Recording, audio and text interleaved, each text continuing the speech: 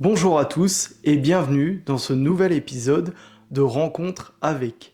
Aujourd'hui, c'est le pilote suisse Grégoire Saucy, âgé de 24 ans, originaire de Bassecourt dans le canton du Jura, courant avec une McLaren 720S GT3 de l'équipe United Autosport en WEC qui s'y colle. Avec lui, j'évoquerai son nouveau défi, l'endurance, sa dernière saison de F3 ainsi que la gestion de carrière. Je tiens à remercier l'ensemble de l'équipe United Autosport pour cette interview durant ce week-end belge. N'hésitez pas à vous abonner à la chaîne et à me rejoindre sur mon compte Instagram.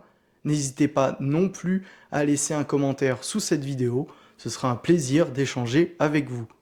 Bonne vidéo à tous!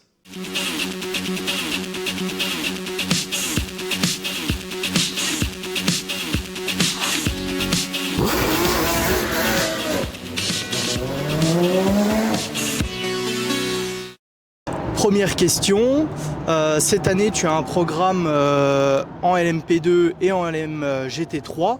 Niveau pilotage, c'est très différent. Comment tu t'es acclimaté? Oui, alors c'est sûr que c'était pas super facile au début, mais c'est sûr que les premiers tests, les premiers roulages ont été un peu compliqués. Voilà, il faut essayer de comprendre la voiture, comprendre la LMP2, essayer de voir les différences.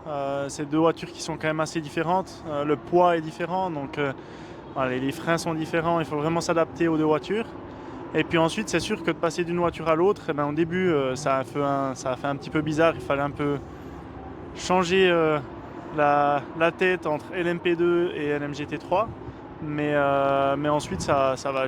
Franchement, j'ai eu deux teams, que ce soit United en LMGT3 et Richard Mille by TDS en LMP2, qui m'ont vraiment beaucoup aidé là-dessus. Et on a pu faire ouais, ils m'ont beaucoup aidé pour m'acclimater aux deux voitures. En 2020, tu as participé à la Toyota Racing Series en Nouvelle-Zélande. Quelle expérience tu as pu tirer de faire un championnat aussi lointain? Alors si on veut, c'était plus ou moins les mêmes voitures que ce qu'on faisait le championnat en Europe. Donc c'est sûr que c'était un peu un championnat, c'est vu qu'en Nouvelle-Zélande c'est l'été là-bas, pendant que nous c'est en hiver, ben, ça nous permettait de faire une bonne préparation pour le championnat chez nous en Europe. Et ça m'a vraiment bien aidé. Les circuits sont quand même bien différents qu'ici. C'est des circuits un peu plus chauds qu'ici, si on veut bien, un peu plus à l'ancienne. Mais ça m'a vraiment permis d'apprendre, de faire du roulage avec la voiture et puis de rouler, de faire des courses pour le championnat européen. Tu viens de championnat d'e-sprint comme la F3. Qu'est-ce que tu as modifié dans ta préparation pour être au top en endurance? Alors c'est sûr que c'est un peu une condition physique qui est un peu différente, où on doit vraiment être plus en endurance, dans le sens où on doit travailler sur des longues durées, où justement je travaillais plus sur des longues durées que des courtes durées comme je le faisais pour la monoplace. Mais au niveau musculation, ça reste principalement la même chose. C'est juste qu'on travaille sur des plus longues durées. En 2023, tu as été pris dans des accrochages à plusieurs reprises, notamment en Autriche et à Monza, où tu jouais la victoire. Sans ces derniers, cela aurait certainement changé ton classement final. Comment as-tu vécu ces événements et à quel point ces derniers ont pu influencer la suite de ta carrière? Alors c'est sûr que c'est frustrant quand on joue aux avant-postes et puis qu'on a un contact et puis qu'on sait qu'on aurait pu le faire, mais que ben voilà, ça se finit comme ça. C'est toujours un peu décevant, mais c'est sûr que ça n'a pas aidé sur ma carrière, vu qu'on sait que les résultats sont quand même très importants. Mais voilà, il y a des fois une partie de chance, des fois une partie de juste voilà, des petits tout qui n'a pas bien marché. Mais en tout cas, ce qui est sûr, c'est que là, on arrive à vraiment bien rebondir dans ma carrière avec l'endurance. Et pourquoi pas revenir plus tard, que ce soit en monoplace ou ailleurs. Mais pour le moment, si on veut bien, on a bien rebondi en endurance. Ouais, c'est très bien. Et on voit Dorian Pain qui a fait de l'endurance. Et là, maintenant, elle part sur la monoplace. Donc, oui, au final, c'est encore largement possible de revenir. Tu penses faire un saut, par exemple, jusqu'en F2 ça, c'est possible. Alors c'est sûr qu'on verra année par année comment ça se passe, mais c'est sûr que tout reste ouvert, hein. Tant qu'il n'y a pas quelque chose qui nous dit qu'on ne peut pas y aller, tout reste ouvert. Pour toi, quelle est la partie la plus compliquée à gérer dans la carrière d'un pilote? Alors c'est sûr que moi, ben, voilà, je remercie que ce soit mes partenaires, toute ma famille qui est autour de moi, qui m'aident à... Ben, voilà, premièrement ma famille qui m'ont aidé à trouver mes premiers partenaires, à trouver mes partenaires. C'est quand même le point le plus important de trouver les partenaires et ils m'ont Mhm. beaucoup aidé. Et ensuite, ben voilà, c'est sûr que d'avoir un bon entourage, c'est pour moi la chose la plus importante. Et tout justement, tu n'as jamais eu l'occasion d'être dans une filière de jeunes pilotes, comme Red Bull et compagnie. Avec les coûts toujours plus importants des saisons en sport auto, comment as-tu réussi à devenir professionnel et être au niveau que tu es aujourd'hui? Alors c'est sûr que quand on voit, ben voilà, j'ai pas été dans une filière, mais quand on voit les filières, comment ça se passe aujourd'hui, je suis pas sûr que ça soit été un grand manque, vu qu'au final on voit que ben, même ceux qui sont dans des filières arrivent pas forcément en haut et ils préfèrent prendre des autres pilotes de notre place pour les mettre, que ça soit en F1 ou n'importe où. Donc Ouais, c'est vrai. je suis pas sûr que ça soit vraiment été un grand manque pour moi de ne pas avoir été dans une filière. Mais en tout cas maintenant ben voilà, j'ai un très bon partenaire qui me soutient et qui me permet quand même d'être dans des très grandes équipes comme United et ben, Richard Mille by TDS aussi en Mm. LMP2. Donc c'est sûr que voilà, j'ai de la chance d'avoir que ce soit ma famille et mes partenaires autour de moi. La santé mentale chez les sportifs de haut niveau est rarement évoquée. Pourtant, c'est une part importante de la performance. Est-ce que tu as un préparateur mental et comment tu gères la tienne? Alors oui, on va souvent dans des centres sportifs. Donc moi je vais souvent enfin j'ai été très longtemps et je vais toujours chez Formula Medicine qui est en Italie Mm. et qui me permet de travailler justement que ça soit le physique et le mental. Et j'ai envie de dire c'est principalement basé sur le mental. Ouais. Et oui, c'est une chose là, très importante. On sait que le physique c'est une chose, mais il y a la Ce tête qui- qui doit suivre derrière si on veut bien. Et c'est très important. Et avec eux, on travaille vraiment tout ce qui est spécifique dans le sport automobile. Donc oui, c'est quand même très important. Penses-tu que les réseaux sociaux prennent une part trop importante dans la carrière d'un pilote? Alors je pense que ça fait partie.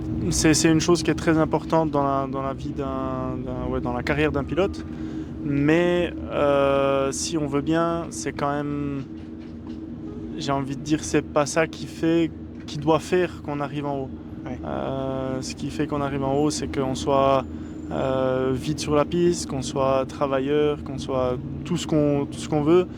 Mais voilà, on voit quand même qu'aujourd'hui les médias sont très importants Ouais. et les réseaux sociaux et il faut faire avec. Et tout justement, trouve pas que c'est un peu trop, je sais pas, tous les messages de haine que certains reçoivent, peut-être pas en sport auto, mais au niveau du foot, du tennis, des choses comme ça, hein, on a déjà vu un peu des reportages là-dessus. Ça, c'est quelque chose qui affecte un peu dans ce milieu-là, dans le sport auto. Alors c'est sûr que moi, bah, justement, on en parlait avant du mental, c'est une chose auquel on travaille aussi, où justement on doit passer, on peut recevoir que ce soit des messages, que ce soit Ouais. de n'importe qui ou quoi que ce soit, on doit passer dessus et ça fait partie du sport. Je pense que même sans les réseaux sociaux, on peut recevoir plein de messages de quoi que ce soit en dehors des réseaux sociaux qui peuvent nous perturber, on doit les Oui. travailler. Et voilà, moi c'est là-dessus que je travaille et puis si je reçois, enfin c'est jamais vraiment arrivé, mais si Ouais. je reçois quelque chose qui me plaît pas ou quoi que ce soit, j'arrive à passer dessus. Ok. Il y a encore quelques années, on pouvait entendre que l'endurance se destinait plutôt à une deuxième partie de carrière pour les pilotes. Ce n'est plus le cas aujourd'hui où très tôt certains pilotes font le choix de l'endurance. Pour toi, qu'est-ce qui t'a attiré? Alors c'est sûr que ben, quand on voit qu'au début, au début on était sur la filière de la F1, que ce soit en F4, FRECA, en F3, mais on voit clairement que ben, même les pilotes voilà, qui gagnent la F2, comme ben, on peut le nommer Théo Pourchaire, Oui. Et pas arrivé, même Piastri n'est pas arrivé l'année d'après tout de suite en F1 alors qu'il a tout dominé. Il y est maintenant, mais ça reste compliqué. Donc moi, mon but ultime, c'est d'être pilote professionnel.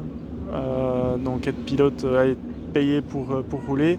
Et c'est sûr que l'endurance, c'est pas pour moi une deuxième partie de carrière, si on veut bien. Autant que si on voit aujourd'hui, par exemple, que ce soit le WEC, le LMS, tous les pilotes qu'il y a, que ce soit au WEC ou en LMS, ça vient quand même, comme vous avez dit, de plus en plus jeune. Et quand on voit les 24 heures du Mans, c'est sûr que ça attire quand même beaucoup de pilotes. Le WEC est très relevé depuis maintenant 2 saisons. Pour toi, qu'est-ce qui a convaincu autant de constructeurs ? En soi, c'est assez quand même compliqué de dire pour moi, mais je pense que quand on voit dans le sport automobile, toutes les écuries vont essayer d'aller si on veut bien, dans de plus en plus de catégories. Et je pense qu'aujourd'hui, on voit clairement que l'endurance monte de plus en plus et vient de plus en plus attractif, si on veut bien. Et ça, je pense que c'est assez intéressant pour toutes les écuries. Ouais. Et pour finir, quelques questions très rapides. La voiture de tes rêves ? En soi, il y a 2 voitures. Il y a la Ferrari. Et bien sûr la McLaren à Ayrton Senna, qui est 2 voitures que j'adore. Mais c'est vraiment compliqué de dire entre les deux, mais si je dois mettre une note, c'est quand même la Ferrari pour moi qui est... c'est la plus... si tu n'avais pas été pilote, quel métier tu aurais fait ? Alors c'est une bonne question, mais ça resterait dans la mécanique. J'ai grandi, mes parents ont une piste de karting en Suisse. Ok. Et j'ai grandi, que ce soit maintenant, on travaille tous en famille, il y a mes frères dedans, il y a toute ma famille. Donc j'ai grandi avec eux dans le sport, si on veut bien, dans la mécanique. Donc ça serait été dans ce milieu-là quand même. Hormis le sport mécanique, tu as d'autres passions ? Oui, il y a quand même le ski, où j'adore le ski. Oui. Ça fait un petit moment que ça fait quand même 2 ans que j'ai pu été. Ouais. Mais sinon, j'allais skier chaque hiver. Donc c'est quand même... Bon, en venant de la Suisse, c'est un peu... J'ai presque envie de dire c'est un peu normal. Ouais. Voilà. Et justement, en Suisse, c'est pas trop compliqué d'arriver à devenir pilote ? Parce qu'il n'y a pas trop de circuits, il y a quand même une filière bien établie en Suisse ? Non, alors si on veut bien, non. C'est pas comme en France, où en France, il y a la FFSA qui suit vraiment les pilotes depuis petit jusqu'à plus grand, voilà, qui suit et qui a vraiment une filière. En Suisse, il n'y a pas ça. C'est plus compliqué. Et c'est sûr que on est quand même un petit pays, même si c'est quand même bien plus petit que la France par exemple. Mais ça reste compliqué, mais on essaye de faire le maximum et puis y arriver. Merci beaucoup Grégoire. Super, merci à vous.